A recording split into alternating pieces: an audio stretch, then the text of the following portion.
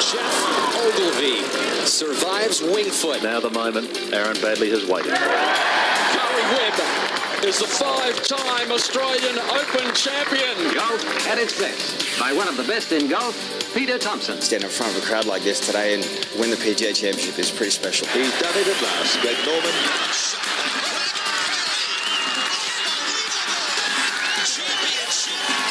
Matt Jones gets his name on the Stonehaven Cup. Leishman to 11 under. Now we've got a new leader, kids. There it is, Adam Scott, a life changer. Coming up next, you have unrestricted access to golf across Australia and the world. Thanks to Golf Australia, we're going inside the ropes. Subscribe now on iTunes or your favourite podcast app, or head to golf.org.au. G'day everybody, welcome to the show. It is Inside the Ropes, episode number 34 on a genuinely huge week in the world of golf. Andy Maher alongside Mark Hayes. Hazy, hard in mouth at times this week for you, big fella. No, look, I have to change it, take it all back in. You are the number one doubter on the Tiger Woods bandwagon. Well, I'm off that wagon. You're off it? Yeah. Look, I still don't think he's going to win a major, so I'll stick to my guns there. But I saw things at the weekend that just made me rethink how he's going. We talked about it last week. Perhaps we should introduce Blakey before we go Blakey, because you want to become part. We need you as part of all of this. Hello, Murray. I'm just laughing at Hazy being in a world of pain there with that bet. I think about you as much as I think about Tiger when I'm watching Tiger now. I really do. It's funny. I seriously thought he wouldn't get to this level. As I say, I'm reserving my judgment. Well, I'm sticking to my judgment on the major championships, because I think when the elite players are all at their best and they've tapered for the majors, he's still going to struggle. But on the weekend, clearly his club head speed was still enormous and he's driving it out there. But he also chose wisely a few times and just kept the ball in play, maybe to his detriment on the 72nd hole, we don't know. But he shaped the ball both ways. His hands around the green as he was last time he played at Honda, which you mentioned were exemplary. But the thing that struck me, Andy, most, aside from the shaping the ball both ways, is the fact that he played some escape shots and from awkward positions in the rough and didn't flinch. Yeah. A, he went for it, and B, he knew his back would stand up to it. And clearly he's one of the most skilled players who's ever played the game. There's no doubting that. So if he's got the confidence to play all those shots, I've got no reason to doubt him anymore at that tour level. That's a pretty big comeback from me. He's moved 1 inch, Andrew. Well, your overall, because we'll drill down on some of the minutiae of it all, but your overall sense for what's happened to the game of golf in the last 4 tournaments that he's played in? Well, it's exploded, hasn't it? And I mean, we're going to talk to Matt Kamienski soon from the President's Cup, because he's the new captain of the US team for Royal Melbourne next year as well. But it creates a buzz, Andy. And I've read in the last few weeks the television ratings, the media centre at the Valspar Championship had to be doubled in size, apparently. All these sort of things happen. So whatever we think about Tiger, and the new players coming through and all that, it's all very well, but he's the guy that does move the needle. So 129 miles an hour swing speed. He's really ripping at the ball. He obviously 3 miles an hour faster than the fastest club head speed that Dustin Johnson's produced this year. So he's swinging it faster and harder than DJ is generating at the moment. Yeah, and as I said, to be honest, I didn't think that was going to be possible 4 or 5 weeks ago. So, to me, Andy, it didn't look like that in the Bahamas. So he's You're right. taken strides, massive strides, and when he starts, we all saw that one that he nearly holed on the 17th early in the tournament at Innisbrook. There, it was a beautiful 4-yard fade. And I thought, that's impressive. And he knew it was good as soon as he hit it, the bugger, and twirled the stick, and that smile came back. But then he started playing high draws to back left pins and things like this. And I'm like, this is what we used to see. And you forget about it because he just battled for so long just playing like a normal good tour pro. But this was Tiger. So I do. Some of us forget about it. Yeah. You forget about it. Oh, no, I was more, I must admit, hand on heart and raise it here for the one and only time. I probably had more of my heart and soul in your camp than in the alternate. I was barracking for the other, but my true belief was that his best was past him. And it probably is, but to say that he can't compete. That's now gone. He can absolutely compete with the very best players in the world. Now, there was no Rahm, there was no Thomas, there was no Johnson at Valspar. Spieth and McIlroy missed the cut, and we've got to talk about both of those guys, particularly McIlroy, who's in just real trouble at the moment. But so at the very top end of the tree, like you said, they weren't all there. No. But it was still Jason Day wasn't there, but it was Day. still a pretty strong field. It was. And he can cut it now. There's no doubt. And I want to, I keep saying this, and Blakey's not going to sort of let up on me, which is perfectly fine. I didn't want him to fail. I just thought that he would. And he clearly isn't going to. This Masters, gentlemen, is going to be the biggest thing in golf. I mean, if he can tee it up and, shoot 69 on round one and, keep himself in the mix, it's going to be absolutely huge. Well, here's the thing, and I've been reading a lot, and they're all saying that this week at Bay Hill will test his driving accuracy more than Copperhead did. He was able to hit those stinging 2 irons. The course set up more for that than Bay Hill will. And, of course, Augusta will be another challenge again in terms of what he can do off the tee. Now, interestingly, at Augusta, you can miss the fairways at Augusta because there's no rough. And they're wide as well. They are, and you can get out of there if you're a shaper, and you've got every angle and every line of attack in your bag. Then you can get out of trouble at Augusta, and Tiger can do that. This is like it's a classic. I don't want to go all Clates on you, but it's a Mackenzie course. You play it backwards. It's not really that big an issue off the tees. Maybe on the 11th. I'm just trying to think through the course. 7 is relatively tight, but realistically, there's a lot of space you can drive the ball into, and that just plays right into Tiger's hands. Spot on.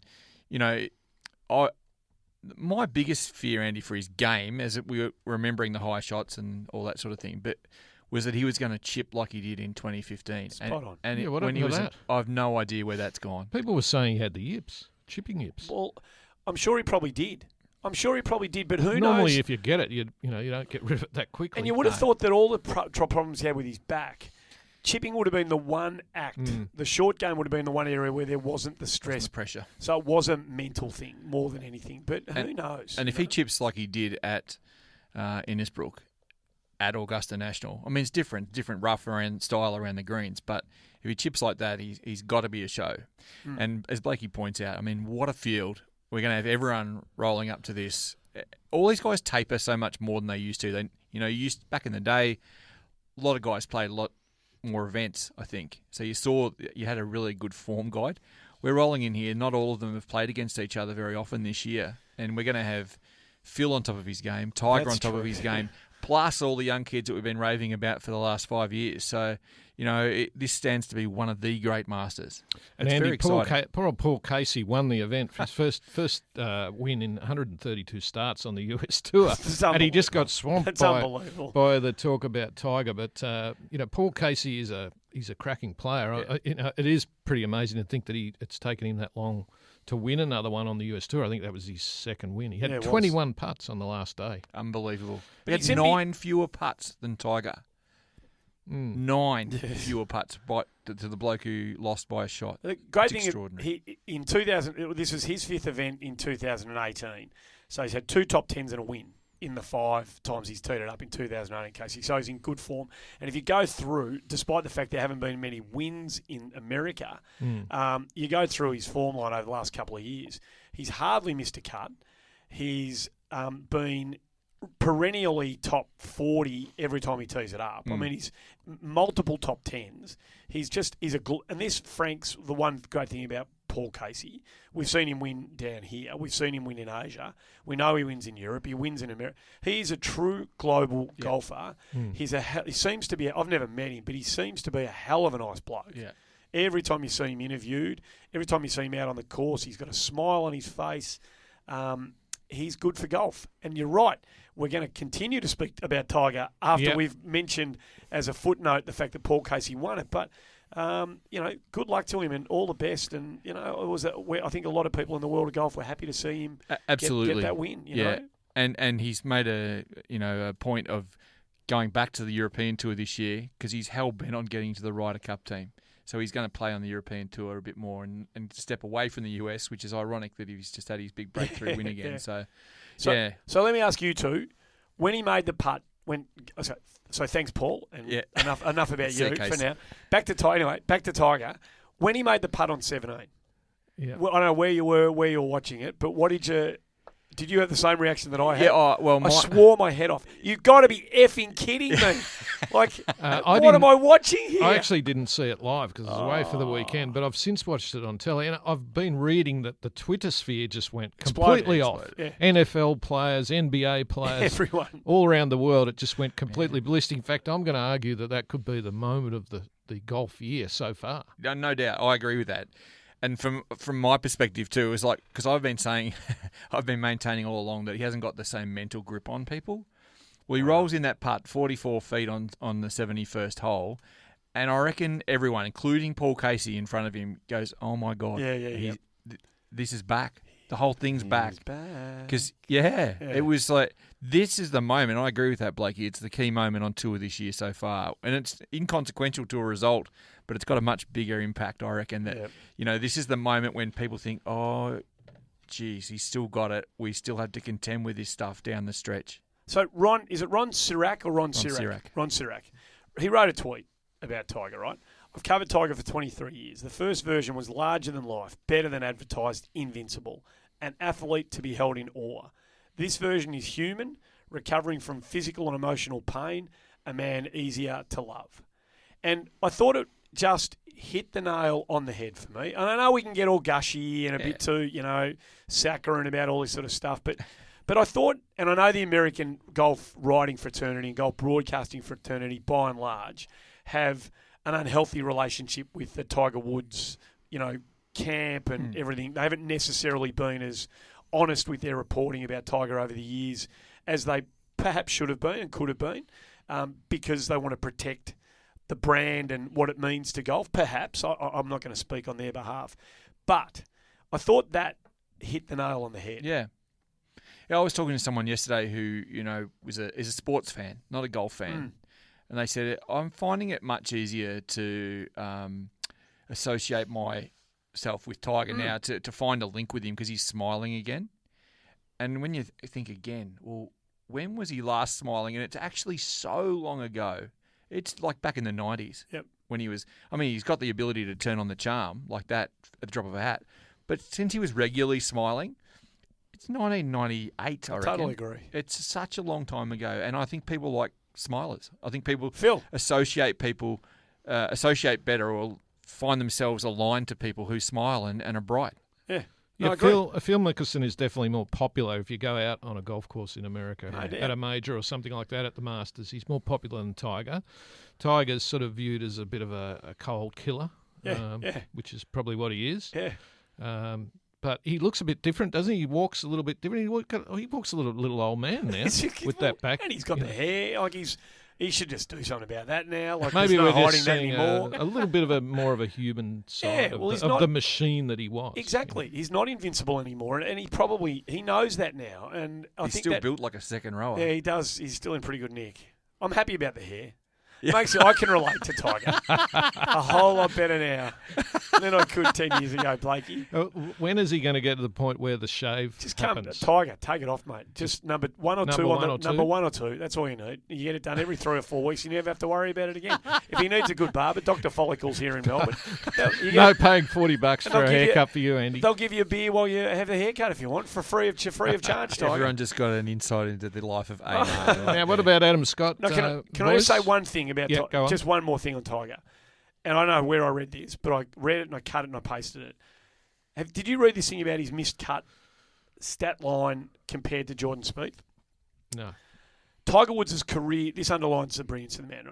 He's only missed 18 cuts as a pro, right, in 318 starts. Ridiculous. So 318 times he started on the PGA Tour, missed 18 cuts. Jordan Spieth, good player, right? Jordan Spieth, excellent. Good player. He missed a cut on the weekend. He's had 19 missed cuts in 126 starts. So 19 of 126 Spieth, 18 of 318 Tiger. And Spieth's numbers are excellent too. Of course they are. Yeah, no, I mean, we forget all this stuff quickly, but I mean, this was a... Some of us do, yep. I'm going to cop this for a long time, I realise that. But before we go to Scotty, I mean, one of the things we've got to take note of when you're reading stuff around the Twitter sphere or online or anywhere is that the Tiger's impact on the media is so vast. When he was up and rolling, some of these guys on the American press tent basically went to 40 events a year. When his schedule came back a bit, they suddenly were going to 26 events a year. And their livelihood now, because there's so little newspaper coverage, they're in effect, they're sort of freelancing a lot of times.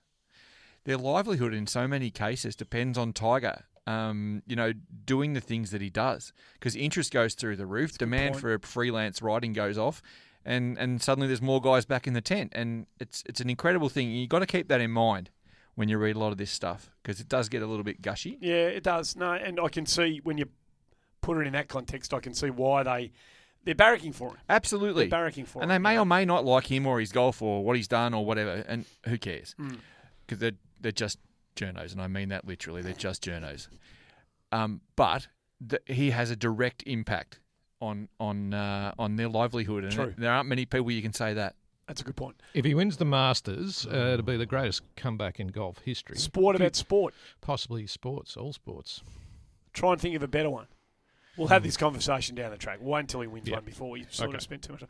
You wanted to mention Adam Scott. Yeah, he finished tied 16th in Florida, which is not a bad result. Tied 13th the week before at Honda. So he's just showing a little bit at the moment, Scotty. He's trying hard, trying to get himself ready for the Masters. He was top 10 in the Masters last year. I mean, everyone sort of talks about him as if he's past tense almost, but he's still very fit, very strong. He's had a year last year where had the second child.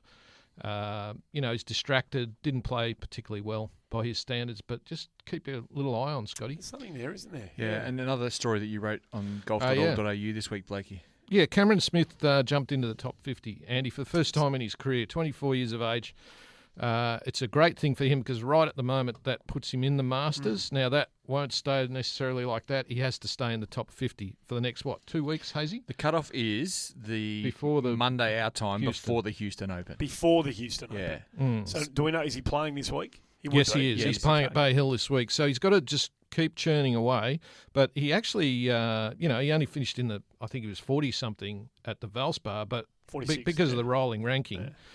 He jumped into the 50s. That's a big thing for him because he's been looking at that for a while. I think if we can wake up next week and see him to 46, 47, I'm just about ready to just salute there. I think that's just about done. Because right at the moment in the Masters, you've got Jason Day, Adam Scott, Mark Leishman, and Smith.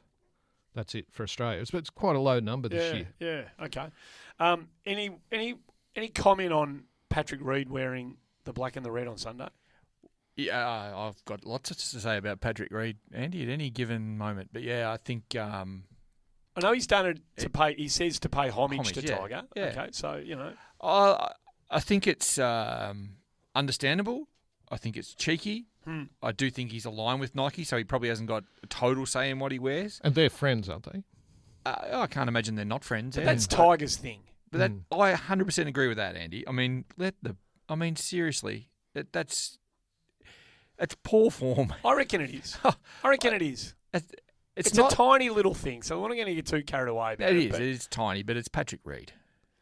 I was hoping there'd be a playoff. At one stage there was shaping that it could have happened, that he could have got one ahead of Casey and Tiger could have done a couple of things down the stretch. And imagine the two of them shaking hands on the tee and Tiger looking at him wearing the black and red going, yeah.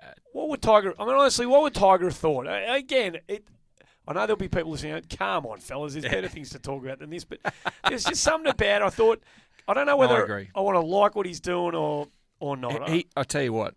As I've always liked Tiger, and we've gone down this path already, this little podcast, but I've never warmed to Patrick Reed, so it's going to take someone a lot of convincing Patrick, for me. I'm a world top 5 player, Reed. Who right at this moment is ranked, let's just have a look at somewhere 23. 23 in the world. There you go. Yeah. He's a good player. He's a good player. But he's a good player. He's a good player. We don't have time to talk about American golf crowds, Andy. I know please, it's one of your pet subjects, but someone yelled out to Tiger. I'm sure. Does your husband play too? Because he left a putt short, which is a slight on women anyway. Were you at the Valspar, Hazy? You weren't there, were you, by any chance? It's kind of a barroom sort of, out the back of public course. It's shocking. sledge, isn't it? But someone actually yelled it out. He didn't respond. Well, in this age of equal opportunity and encouraging women to the game, we've got to just get a bit better, don't we? With our sledges, we've got to change our. At least it wasn't Bubba Booey or get in the hole from someone hitting off a 400-metre par 4. Complete morons. Well, to that end, Corey Connors on the Saturday. He was writing an unbelievable story for himself. He capitulated a bit on the final round, but he's unusual the way he plays. But it was great watching him for 3 days. He missed a par putt on the Veterans Hole, whatever the 14th, 15th, yeah. Canadian. Yeah. Who no one ever heard of, right? So he missed a par putt as all the Americans and Tigers sort of gathering around him, and as the putt slipped by the hole, all you could hear almost a chorus.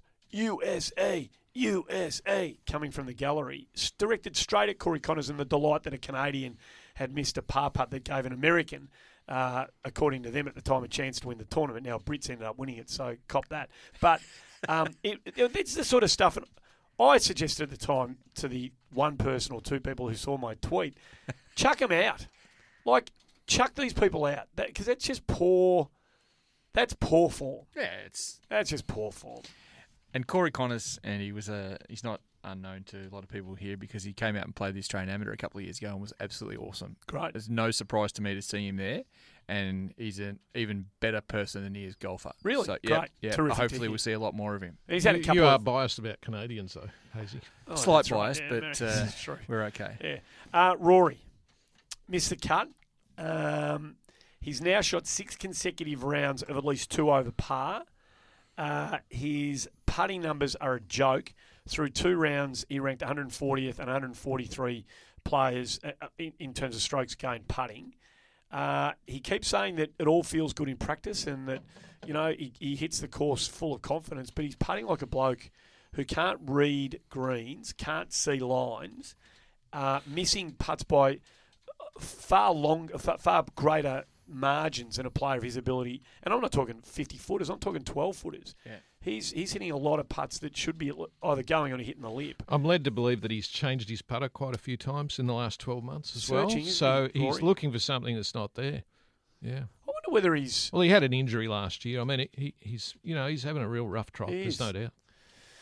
He's better than that. He's number 13 in the world. Which he's these players go through these little phases, don't they, where they just for some reason they lose a bit of their game, and it'll just be interesting to see how quickly Rory McIlroy can get it back. And if you look at the world rankings, like most of the guys at the top echelon of world golf have had a period of brilliance and a period of trauma, and it makes you appreciate, the Tiger and Greg Norman and those guys who have managed to hold that mantle for so long. It's a hard. We all praise Jason Day and Adam Scott for getting there, but they didn't hold it for too long with the world coming at them and so many things happening off course in their lives. Not potting them at all, but it's a hard position to hold. We thought McIlroy was going to be the next coming 4 years ago. Absolutely, he looked bulletproof, totally bulletproof. Yep, and he's so far from bulletproof right now. He's in. He'd be lucky to make the cut if they started right now at the Masters. Well, that's right, and that's right. And speaking of blokes who just drop off the map, I read another one, and he's not in that stratosphere at all. But it wasn't that long ago that a kid by the name of Smiley Kaufman was sort of we're all raising a few eyebrows and thinking that he was in the mix to sort of start to do something pretty significant. He's 63 over in his last 5 starts. 63. This guy that was winning on the PGA Tour not that long ago, 63 over in his last 5 starts, Smiley Kaufman. So it can a place can lose it pretty quickly, can't they? I'm not actually sure there's a game of any sport where really good players can actually lose it to that extent. Exactly. And you talk about a Steve Bowditch, for instance, from our players who could go over to the tour and just can't find. Couldn't hit a barn with a handful of sand, So just elsewhere, web.com, Martin Trainer, never heard of Martin Trainer, American guy, wins over there at 14 under. But Stewie Appleby grinding away, tied 18, Reed Gibson tied 25, Cam Percy tied 39 over there. Did you see the tournament? It's in golf out of Delhi on the European Tour. Oh, yeah, a little. So they played at that DLF doesn't look course. like Delhi, does it? I played that course. Have you? Yeah, I was lucky enough to get on there after the Com Games in 2010. it's an interesting golf course. But some of the commentary about the number of rocks on the golf course that were, I think it was either John Huggan or Eddie Pepperell. I can't remember who, but one of them said, was Barney Rubble the course designer of this joint in Delhi? There's how many rocks around the joint. And the Beef almost won that. He did. Got beaten in a playoff by a guy called Matt Wallace, who's a good young English player, who I don't know whether this was a pointed tweet, but he put out a tweet after winning saying, I just want to thank everyone at Titleist. He jumped onto the Titleist ball 2 weeks ago, and he reckons he's never hit it better. That my game's gone to a new level. I want to thank everyone at Titleist. The Titleist ball's amazing, blah, blah. So just in the, with the conversation that's rolling around the world at the moment, the fact that he just whacked another 0 on his contract. There you go. This is Inside the Race. Matt Kamienski about to join us. Don't forget, listeners can subscribe to us. Apple Podcasts, Stitcher, Spotify, wherever you get your podcasts from. Hazy, we'd also love some listeners who enjoy the show to leave a review on iTunes. These things are very important. Apparently, algorithms love them.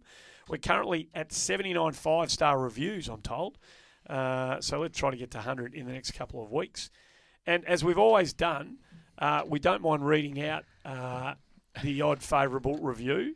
So that's your domain. It is. And John DePiece, who's a big fan of the DePiece. I don't know what your name is. I apologise. We're not sure of your French or Italian background there. We're not really sure. So, John, our good mate John, thank you very much. 5-star review. This is to you, probably a bit, Blakey, this one this morning. You've had a bit of a lash at things. Great podcast. I do enjoy listening, and you might consider going easy on the US tour bashing. That's clearly you, Hazy, he's talking about there. It's got to be Hazy. I would have thought so. Anyway, seriously, great to have Tiger back in the mix, I think he says here. Having said all that, the diversity of opinion that I like to hear. Keep up the good work. Good on you, Thanks John. very much, John. We appreciate that. Thank you. So this is Inside the Ropes. If you leave a 5-star review, we will read your name out. And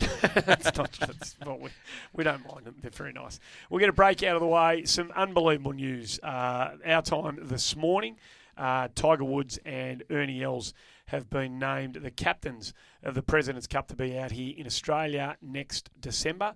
Maybe as we go to the break, we might have a listen to Tiger, who did the rounds of Australian media, spoke to the boys on SEN Breakfast about what it means to be the captain and what it means to be coming back to Melbourne as well. I remember one thing. It was about 190 degrees, and then the next day felt like it was about ready to snow.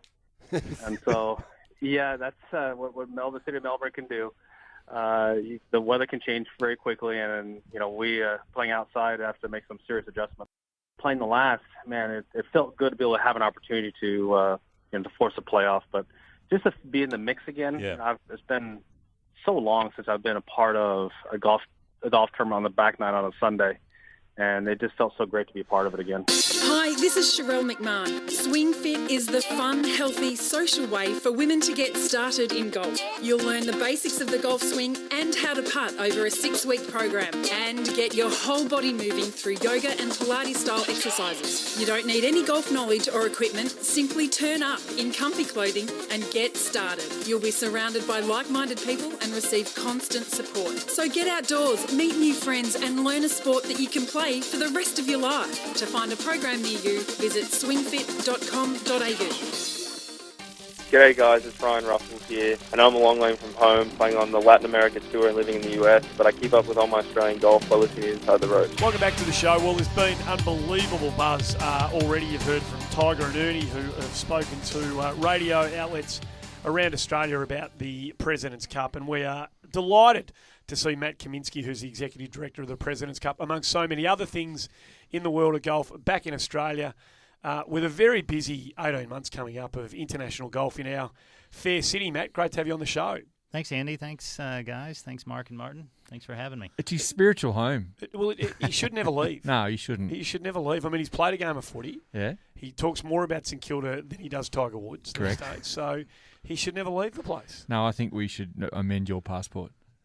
At very least, you're an honorary Australian. Who do I need to talk to? Can you make that happen, Mark? Yeah, no problems at all.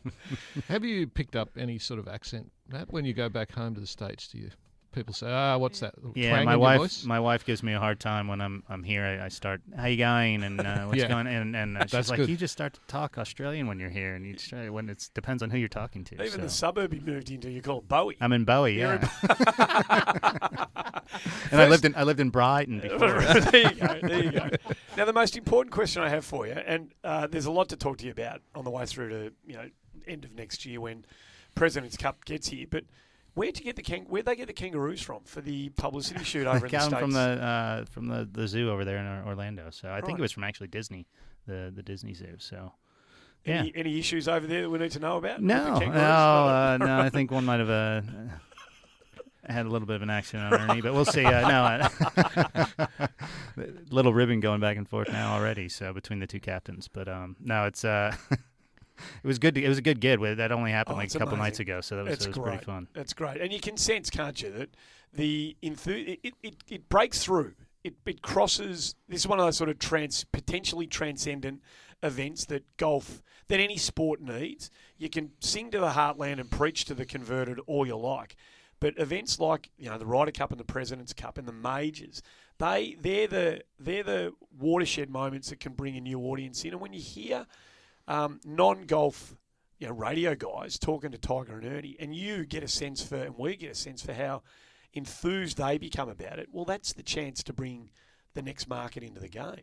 Without a doubt. I mean, I think these events, these team events, and then the President's Cup is right there. It transcends the sport in a sense, and it goes beyond just the game. And while the competition's fantastic, the players are fantastic, and we wouldn't have it without them, and the captains are great, but it brings everything that's good about the game, the camaraderie, the honesty, integrity, but the leadership of these players and the charitable aspect. These guys aren't playing for money; they're playing for the charities that they support and their teammates. They're playing for their countries, but also the world leaders that have supported this event. We've ever since 1998 when we were here for the first time, the current head of the state has always been the honorary chairman for the event. So I think I just saw that Bill Clinton tweeted about Tiger Woods and Ernie Els being the captains for the 2019 event. So that's big. It goes beyond just the game. And you think about the folks, like you just said, Gary and Tim, getting excited about Tiger and Ernie and just about the President's Cup.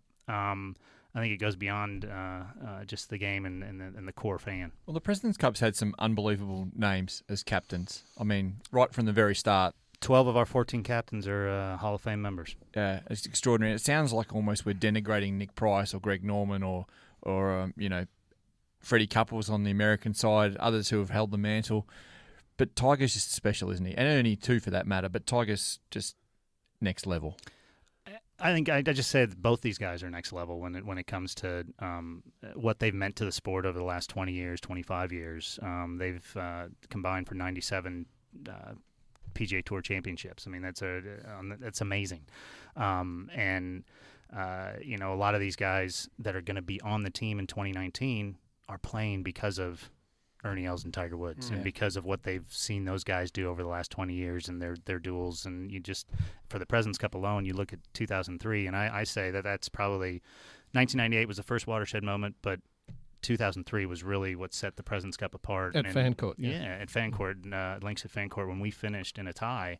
It showed that the event can do that. It showed that it was bigger than just the competition. And, these guys, while they battled it out, they came together and said, this is what's good for the game of golf. We got to finish in a tie because this is about the teams and about our charities and about what's good for the game. Still one of the greatest matches you could ever wish to see. I mean, I was there.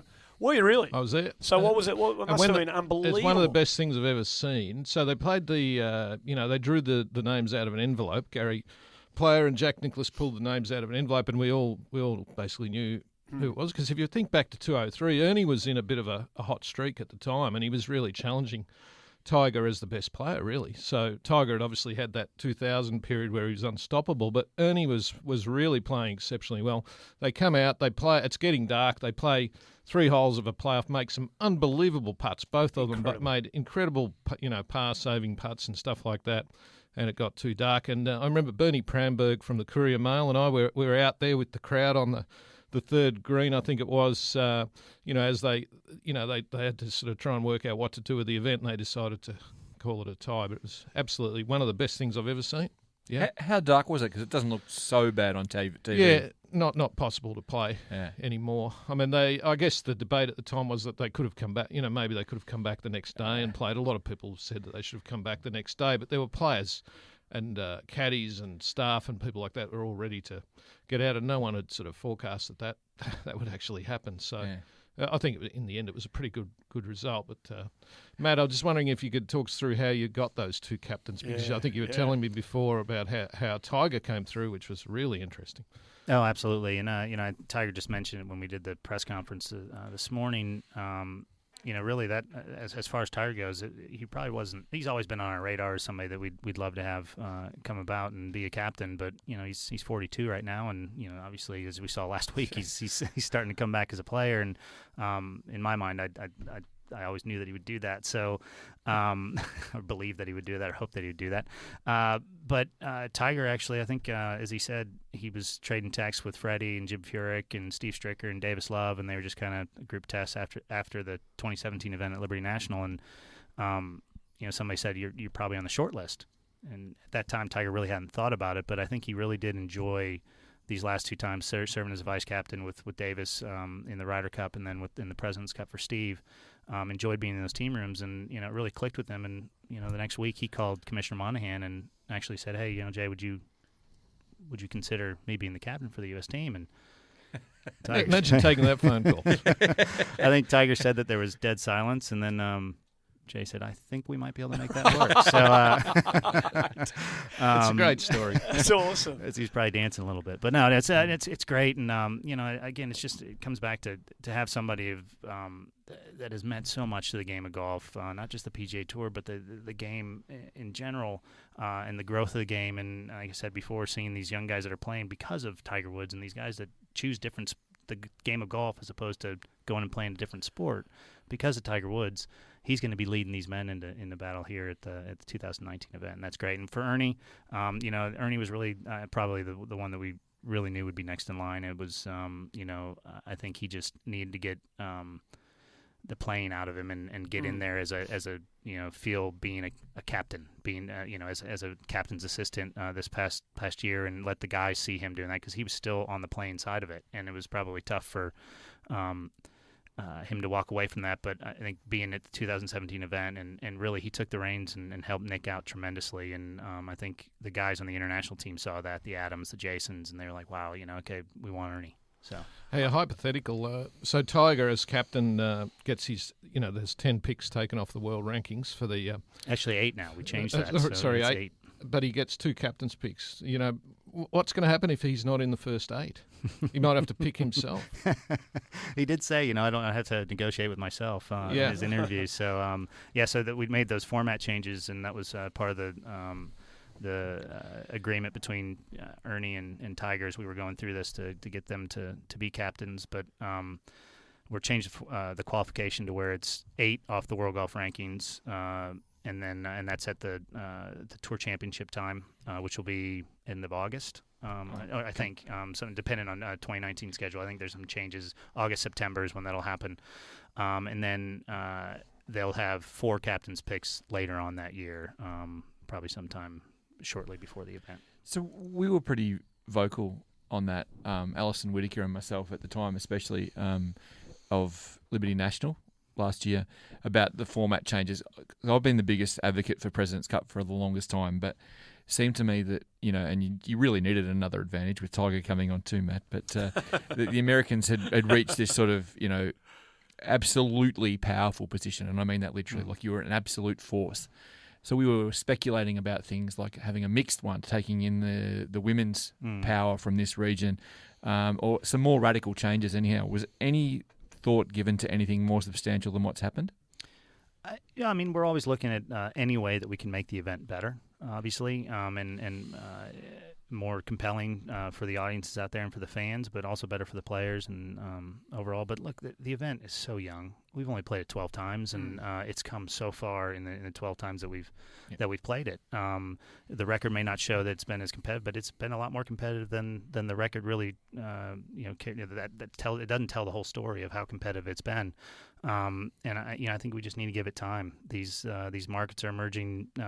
We've got golfers coming up that are so young and from so many different places that are going to play well, and the international team, I think they're gonna come good, and they're gonna start playing. And I know Ernie is ready to bring these guys together more often in advance of the event, and really try to get them to come together as a team, because that's been the knock for a long time, is that the U.S. guys, they get to play together all the time, and they get 2 shots at it every other year, or every year basically they get a shot at it, and it's harder for the international team bringing cultures together and stuff like that. But I know that Ernie's focused on that, and he's going to make sure that he's going to bring the guys down here that want to be here and want to win and want to play on that team together. So would we ever look at other things? I think it would be another event. I don't think it would be the President's Cup changing to that. Okay.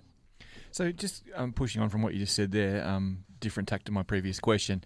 In 2011, Ernie, and next to no pro in the world, and I'm including some of the Australian legends, no Royal Melbourne better than Ernie.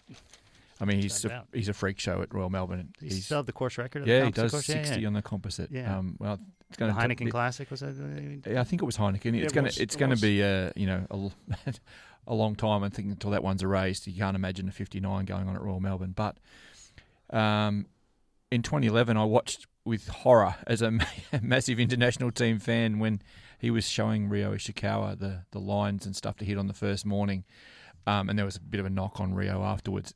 But we're not going to see that.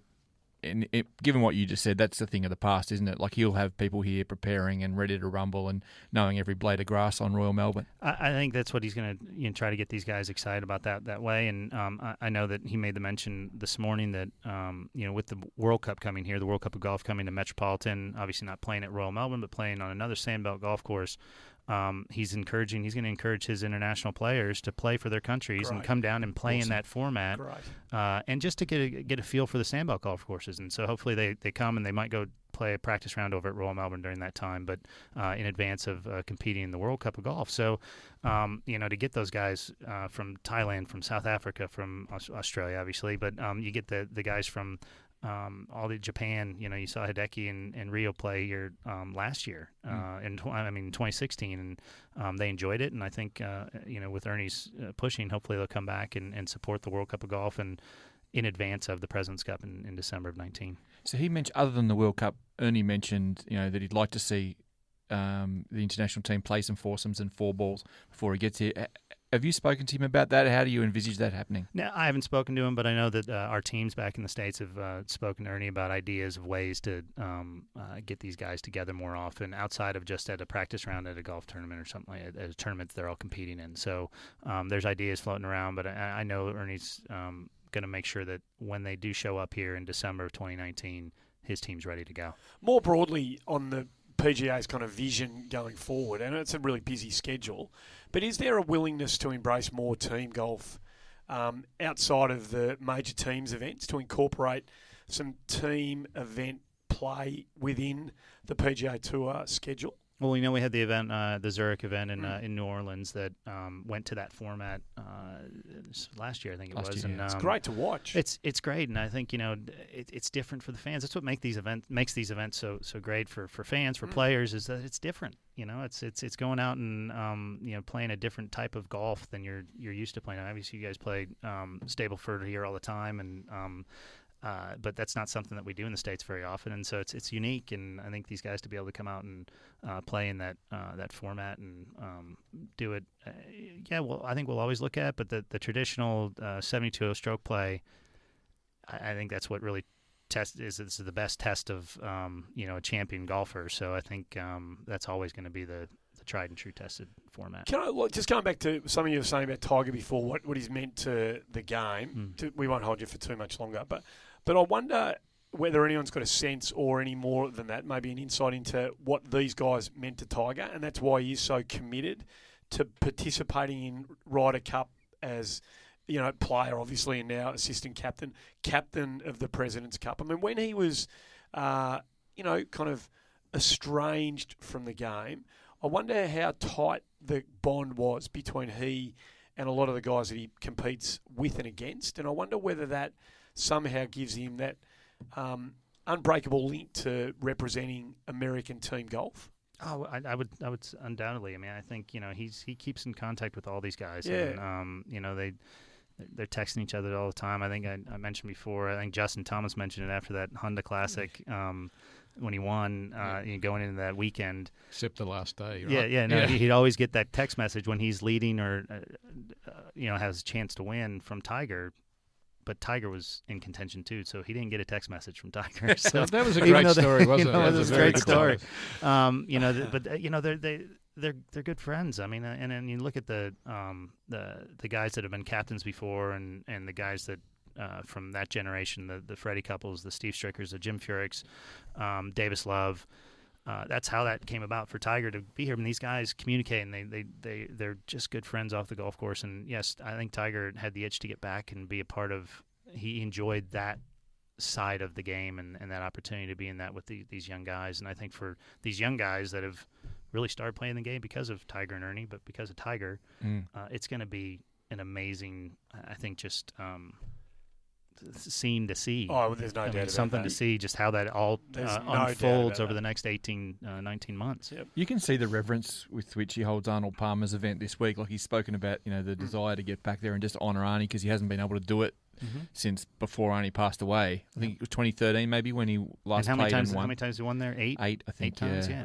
And you can hear, obviously Arnold's got a history with the President's Cup and all these guys that Tiger reveres. They've all come through a sort of a lineage of President's Cup in the last 25 years, haven't they? So yeah, I mean these guys grew up. So this generation that's playing in the President's Cup and Ryder Cups now, they grew up watching Tiger in the President's Cup, and they saw the 2003 event and Tiger and Ernie. The Jordan Spieth and those guys saw him. Yeah. Those guys go down in that playoff, and I think going back to just Arnold Palmer as he captained the event in 1996 as a winning captain at Robert Trent Jones in just outside of D.C. He. Tiger made the comment that he needed to get onto his other commitments at Arnold Palmer. That's why he wasn't going to do anything more here because he wanted to give their free air and stuff like that. But also, I think he made that comment on the radio this morning as well with the other guys that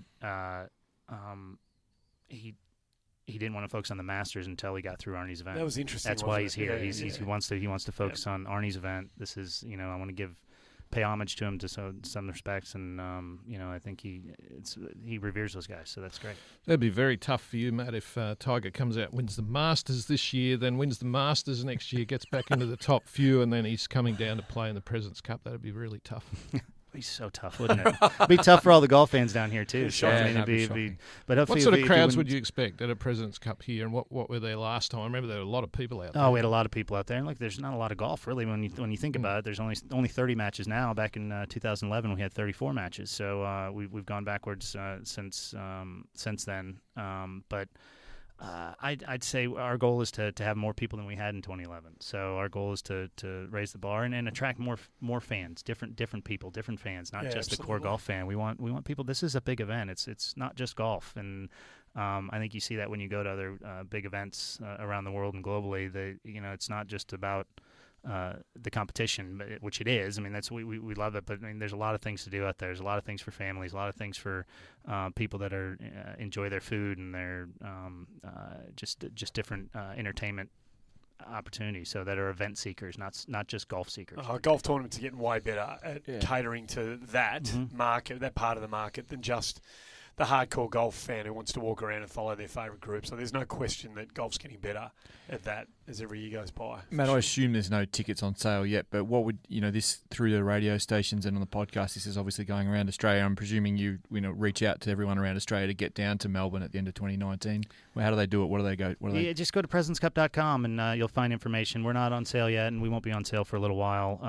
But I do encourage, if you're a golf fan, but even just an event fan, as we look towards the World Cup of Golf in November of this year as well. So that's your first glimpse of getting some of these. There you've got 56 best players in the world from 28 different countries playing for a big amount of money, but also playing for their countries, coming down here. You should, to support them. You get the Europeans that'll be down here, and the field that we had in 2016. I think it's only going to be better, especially when you got a captain like Ernie Els encouraging those guys to come down and play that could possibly make the President's Cup team. So we got two great world-class events coming over the next 18, 19 months to Melbourne, and that's just indicative of this the Great Sandbelt region and what Melbourne does for events and what the state of Victoria does. So we're excited about being here, and I think people got some great opportunities to see the best players in the world. Murray, with this is the elephant in the room. I mean, we're all happy with Jay Monahan, and due respect to Jay, but we've been silently sort of pushing for Matt to be the new commissioner of the PGA Tour for years now. It's very disappointing you didn't get that nod, Matt. I don't know if you've got anything to say about that publicly. All I have to say is that that job is perfect for Jay Monahan, and he's perfect for that job, and we couldn't ask for a better person to succeed Tim Fincham, who was amazing. So. That's the most diplomatic thing. No, it's true. He's amazing, and you guys will get to know him. He'll be down here before the event, and you couldn't ask for somebody who's got better forward thinking and taking the PGA Tour to the next level. Really, I mean, Tim brought it to where it is. Dean before him, and Jay is going to take it to new heights. He's amazing. So, in all seriousness, though, like he's been a massive advocate for taking the tour around. He hasn't got there perhaps to Australia yet, but. He's spoken so highly of Australia when I've heard him speak. Absolutely. And he hasn't been, you're right, he hasn't been here. I know he's very excited about coming down here. It's about taking this event global. Look, we're the most global tour. I mean, we've got the most players, 70-some-odd players from different countries playing on the PGA Tour, more than that, 120 or something like that. And they're it's growing every day, and that's the tour that everybody wants to get to. And we need to do a better job of marketing our tour in general to the different countries. We've opened an office. We're here in Melbourne for these two events. We've got an office in Japan. We've got an office in Kuala Lumpur. We've got an office in China. Opening an office in London. So there's a lot of things going on with the PGA Tour, and it is his vision is global, and it's fan first. It's about making it the best product for the fans, and you'll see that through what we do in the media space, but also what we do on site with these two events and other events around the world. So. Well, the fans have got a lot to look forward to, starting with the World Cup in November and then the President's Cup next December. It's going to be phenomenal. We are excited about what we've heard and seen today, Matt, and we can't wait. We just can't wait. So I can't wait either, Andy and Mark and Martin. Thanks for having me. This is it's going to be great. Hopefully, I have a lot more conversations over the next. I'm sure we will. I'm sure we'll have a game of golf at some stage. Absolutely. Too. And next time you play a game of footy, we'll all come along. We'll stand in the outer and we'll heckle you from the other side of the fence. All right. Matt Kamienski, Executive Director of the President's Cup, joining us on Inside the Ropes. G'day, I'm My Golf Ambassador Jason Day. I'm really excited to be an ambassador for My Golf, Australian Golf's national junior program, jointly run by Golf Australia and the PGA. My Golf is every Aussie kid's first step on their golfing pathway. It's all about teaching children the basic skills of golf in a safe and healthy environment, and just as importantly, about the life skills that golf can teach you that distinguish our sport from the rest. Remember to visit mygolf.org.au for more information.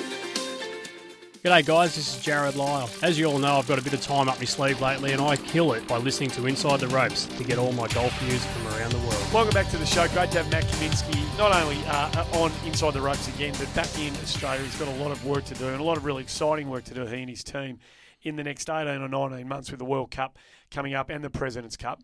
Hazy, you are an official card-carrying member of the President's Cup fan club, and you mentioned that with Matt on the way through. Yeah. But your relationship and love for the event was tested to a degree last year. Yeah, it was for the first time. Because as Matt says, it's been building historically in its, it's 20 odd years of running. It's been building, and I thought Korea. We're heading in the right direction here, 2015.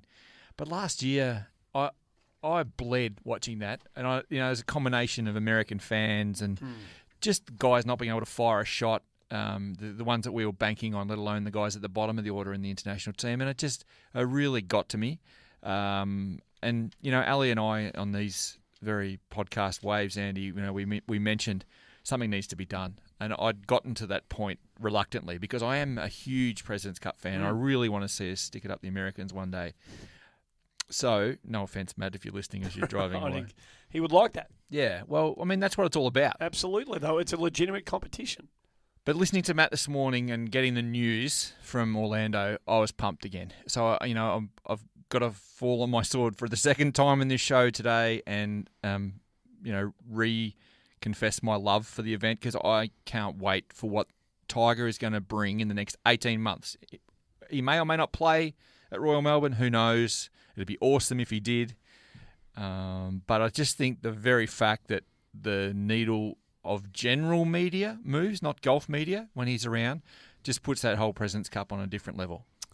Andy, there is quite a bit of cynicism in the media about the President's Cup. You'll hear a lot of people. I was looking at one of the US websites yesterday, and they had a whole discussion about how to fix the President's Cup and stuff like that. People look at the record, which is 10 out of 12 competitions have been won by the United States, and one other was tied. The internationals only ever won it once, which is an issue for the competition. There's no doubt, but to me, it's kind of, to use a very modern expression which gets overused, it is what it is. It's an exhibition event of teams golf, which we don't see very much, and it's the best. It's the best. So the public come out and see it. I mean, Hazy, we were there in 2011. There were massive crowds out there, and people were really excited to see Tiger, Bubba, all those guys, DJ, playing against Jason Day, Adam Scott. I remember Aaron Baddeley playing there. It was an awesome event for a city that doesn't, or a country that doesn't see this much great golf. So it's going to be really hard, Hazy and Murray, for the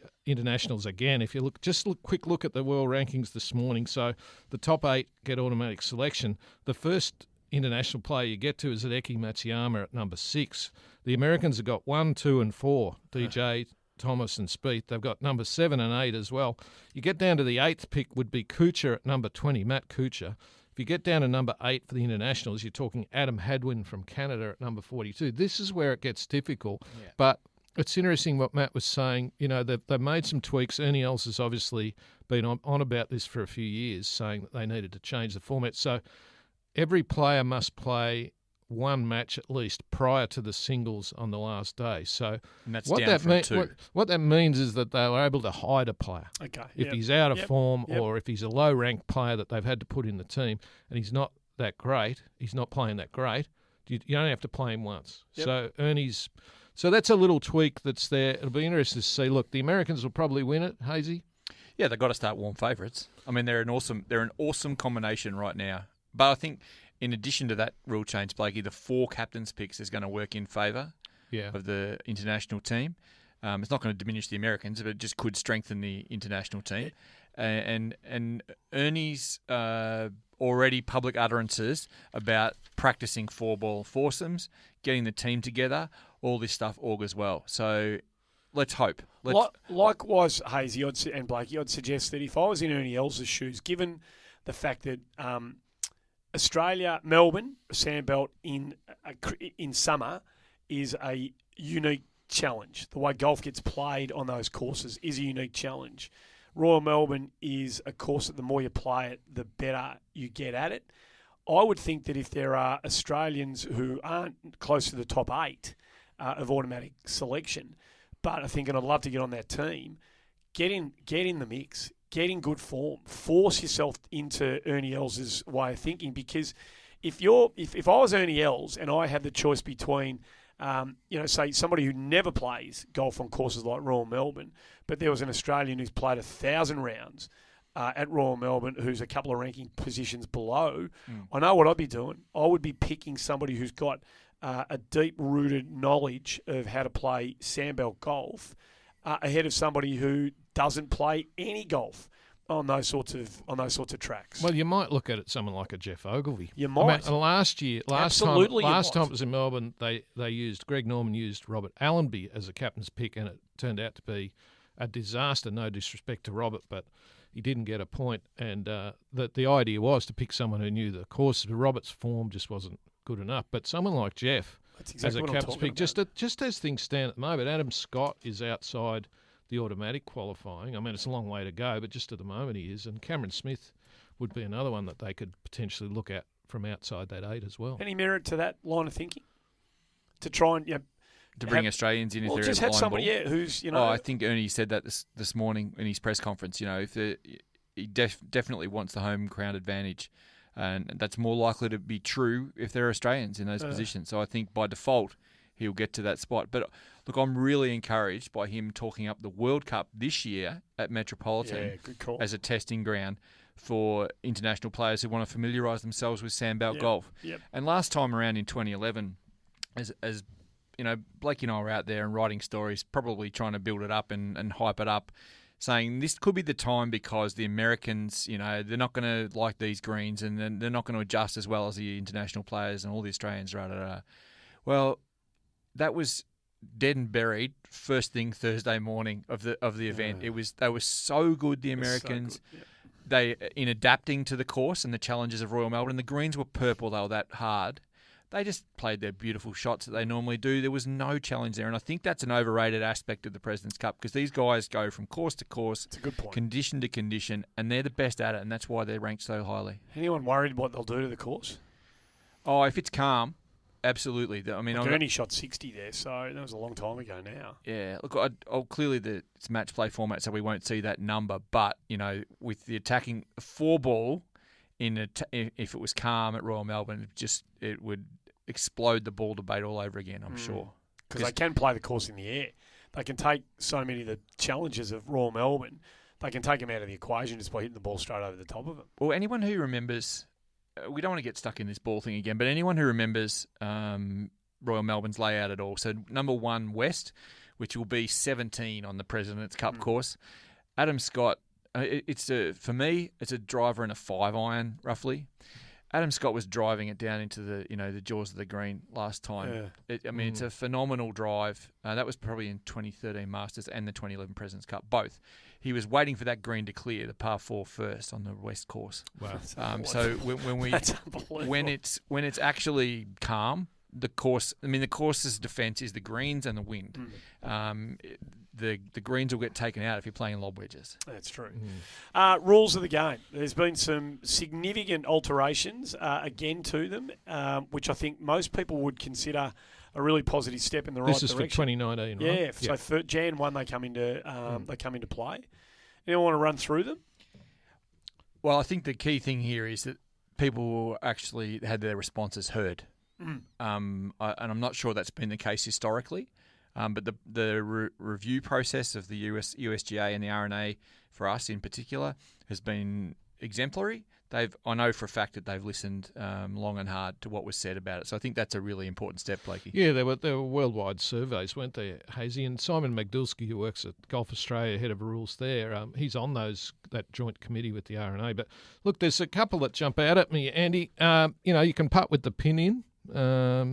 While you're on the green, your free drop or your penalty drop from a hazard or whatever is from knee height from 2019. You can move an impediment in the bunker or a hazard. You've got 3 minutes to find a lost ball. Previously 5. That's an interesting one. What do you think about that? That's not long, is it? And the lost ball rules changed also, Gazelle, because yes, stroke and distance. Yeah. So it's not a rule change, but clubs will be allowed to have a local rule that if a player hits a ball into the mulga, walks up and can't find his or her ball, they'll be able to drop it there and take a two-shot penalty. Yep, exactly. Yeah, so it's normally, And the point is that where the ball went out of bounds. So it's not where it came to, it's where it crossed the hazard. So these are all on the Golf Australia website, is that correct? They are. Golf.org.au? They are, and the story's headlined at the moment, final rules changes for 2019 confirmed. And I think the key aspect, because some of those things haven't changed from when they were flagged last year, but the key aspect of the things that have changed are the dropping procedure you've already mentioned. And the one you just said then. But stroke and distance, the double hit. The removing a penalty for a double hit is also very important. I don't think that happens too often, and I can't imagine it being sort of intentional ever. So I think it never is. Exactly. I think that's a rational one. And also the distance you can drop, which makes perfect sense here. Take out the putter out of your bag, and you can drop it in relation to your longest club in your bag. Yep. So no having to measure 20 inches or 80 inches, which was stupid that it wasn't metric anyhow, but this is a practical solution. And I think some of these things in golf have been impractical for too long, and this is a really good sign that they're actually listening to what's being said and what happens on the golf clubs around the world. One club length relief for a free relief, and it's 2 club lengths for a penalty drop. So it all seems to make sense. Yeah. They're just sensible, practical, rational decisions that make the game easier to play, a bit quicker. The out-of-bounds rule, I think, makes it a whole lot quicker. You don't have to get going back to the tee, stroke rounds. Just, okay, boys, we agree it went out-of-bounds here. No worries, drop to play. 2 shots Away you go. penalty, Yep, that's a great. There's a few people I play with would take a no-shot penalty. For that particular instance. There's Just drop one here. That'll close enough. There's been a lot of movement in the women's game and from an equal opportunity perspective as well. I know you two, and it's all you can all read all about this on the Golf Australia website as well. It's been talking about the rules, and then you overlay it with what's going on in the equal ops area and women's game. Vision 2025. Yeah, two big things in Yeah. Vision 2025 this week, and maybe I'll bring the first one, and you can talk about her. Golf Australia has announced it's a new position, and again, talking about the RNA, they've helped fund this, and we're very grateful for that. But it's all about putting women in high positions and having an impact in attracting women and girls to the game. And I described it yesterday in the story we wrote announcing the appointment, Andy, as a coup. Shiloh Curtis is coming across to work for Golf Australia from April the 9th in that role. Very senior role, female game development in Australia. I met her on the phone yesterday, if there's such a thing, and I was blown away by how impressive she was and her capacity to speak so passionately about something. Being women's involvement in sport generally, but her knowledge of golf is already exemplary, and I cannot wait for her. And I think you know her a little bit, don't you? Tiny bit. Look, all I know is that in the women's football space, Australian rules football space in particular, she was the founder of her own kind of initiative called Own Journey, and not only is she a great coach of female players, but she's a phenomenal developer of talent and creator of pathways. That's been a great passion. How do I bring more girls into this game that she is such a passionate advocate for and lover of? That's been a great strength, and she's just got boundless energy. She's intelligent. She's a great communicator, and she's got ideas. She's never, from what I know of her and what I've heard people tell me of her, she never stops thinking. She's prepared to push boundaries, come up with new ways to challenge grassroots, but also elite level development. So she doesn't focus on one end of the spectrum over the other. She's as committed to the development of both. I think it's a fantastic appointment, and it's a further validation that it's not just lip service. It's been paid to this area of the game by an organisation like yours, Golf Australia. I think it's a really commendable appointment, really. We stuck our colours on the mast on this at the Women's Australian Open. It's not going to be lip service. It's going to be fair income. And of all the things we've done, and there's been already some great ones, this is the best one to me because she's, she brings with her yesterday, her announcement brought with it on social media just this overwhelming sense of great job, great appointment, can't wait to see what she does. All this stuff just, from the community in which she's been involved. And I think the general consensus was golf has done something really good. No doubt. And further to that, so we wish Shiloh all the very best. And I guarantee you, if we're still doing this in 5 years' time, we'll be talking to female golfers who have been the beneficiary of the expertise and energy that Shiloh Curtis brings to that position. Yeah. And so the second big thing yesterday in Vision 2025, keeping the momentum going, is something we spoke about late last year in the podcast, and it was announced at Huntingdale yesterday. It was a special presentation there by the Victorian Equal Opportunity and Human Rights Commission, in conjunction primarily with Golf Victoria, but also with assistance from Golf Australia, to reveal a new Equal Opportunity in Golf document. Critical for the game's future, and it outlines to clubs. I wouldn't say it's a warning, but it does. It shows you the inadequacies of what we've been doing traditionally at clubland, and it really highlights the need for positive change, and just absolutely sticks to the mast again the colours of inappropriate behaviour. I think that makes the point in that document, from what I've read of it also, that from a club's point of view, if you aren't offering equal opportunity to all your players, men and women, girls and boys, you are susceptible to legal action. You are. And apart from that, it's the right thing to do anyway. Of course, that's right. It's just the right thing. You're right, Blakey. Yeah. Spot on. It's really important, and it's a brilliant document.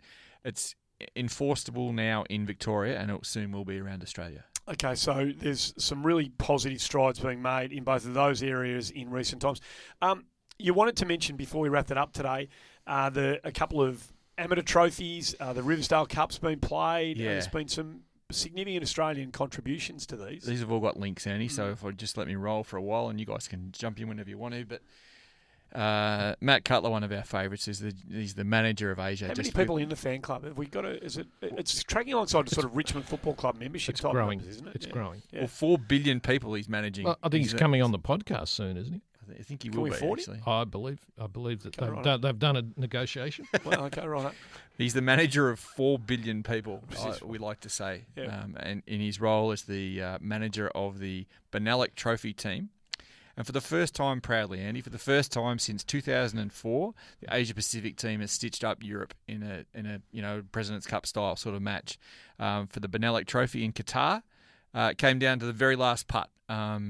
Europe, being the holders, had a putt for a birdie which would have forced a 16-all tie.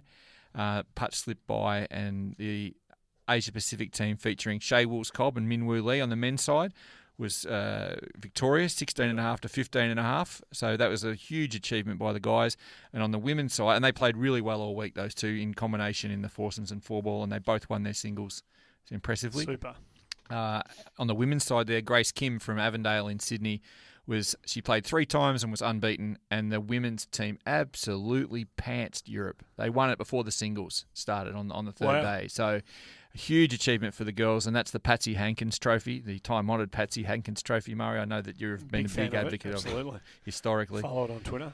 So Grace Kim was also selected yesterday in the Queen Sirikit Cup team alongside Stephanie Bunky, making her debut in the international uniform for Australia, which is I know she's very pumped about. And the third member of that team to play in Bangkok in May is Becky Kay. And the link here, Andy, is that Becky Kay was one of the winners of the Riversdale Cup at the weekend. And Jack Thompson from South Australia, a phenomenal performance from someone who probably wasn't among the favourites going in. A huge win from, he was really the most impressive player from the second day on. So they won by 5. Both Becky Kay and Jack Thompson won by 5, I think, Riversdale. And Becky Kay was probably, it's the win that's been coming for her. She's had a couple already this year, and she's well placed in the Curry Webb Series rankings. Probably expected a bit more of her though. She's she's been around the place, and now that she's focusing beautifully on her golf, she's going to come through, no doubt. But Jack Thompson, a bolter really from Adelaide, just fantastic golf. And as Blakey says, he won by 5 convincingly with pressure from the last 3 rounds. Full credit. Well, it's a name that's used to being up in lights in the sort of the Australian consciousness, isn't it, Jack Thompson? Absolutely. So maybe we've got another one. Hopefully he just keeps it to the golf course, doesn't expand his repertoire the way Jack Thompson, the actor, sort of got involved with some of the capers that he got himself up to, some of the peccadillos that he embraced on his way through, Blakey. That's more your go than Hazy and I, that sort of stuff. Oh, come on, mate. Give me a break. I can see you on one of those calendars, Blakey, that Jack Thompson sort of availed himself off. With a footy in front of the appropriate spot. Hey, there's a couple of things that slipped through. The LPGA is back on this week in Arizona, the Founders Cup, where they honour all the founders of the organisation, stuff like that. And I noticed there's not many Australians playing. Sarah Jane Smith was the only one that I could see there. But they're only 2 weeks out from the ANA Inspiration, which is the first major of the year. And we were watching particularly Minjee Lee very closely, but others. Rebecca Artis, too, we had on the show well last week, so we're desperately keen that she gets her name up there as quickly as she possibly can. And it's Bay Hill this week in Florida, which is Arnold Palmer's tournament. And Mark Leishman is defending this week, but Jason Day's an interesting one. First time he's played in a month. So he's had 2 starts this calendar year and finished first and second.